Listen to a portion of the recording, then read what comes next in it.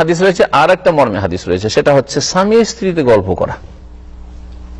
এই মশলাও জেনে নেন। যখন হাদিস জানলেন যে এসা পরে গল্প গুজব কি নিষেধ, মাকরুহ, এখন স্বামী স্ত্রীতে একটু গল্প করবেন, মাকরুহ হবে নাকি? না, মাকরুহ হবে না।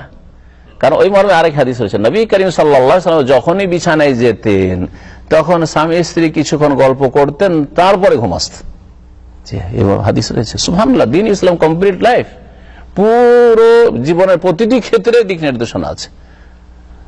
গিয়ে অনেকে আছে এরকম সারাদিন পয়সার পয়সা, রোজি আর রোজি, টাকার টাকা, এই ডিউটি আর ইনকাম, এই সব করে গিয়ে সাথে সাথে খা ঘুম শুরু করে দিল।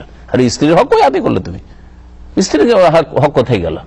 না, কমপক্ষে আধা ঘন্টা একটু গল্প করেন, কথা বলতে থাকেন, জিকির আজকারগুলি পড়েন, গল্প করতে থাকেন, সারাদিনের সুখ দুঃখের কথা মত বিনিময়, তার দুঃখের কথা, আপনার দুঃখের কথা, সুখের কথা শুনলেন, শোনালেন, আর তারপরে ঘুম চলে আসলো। এটা হচ্ছে সুন্নতি তরিকা, এটা হচ্ছে সুন্নতি তরিকা। হ্যাঁ, অনেকে আছেন এরকম, কিন্তু বিছানায় গেলেই ঘুম।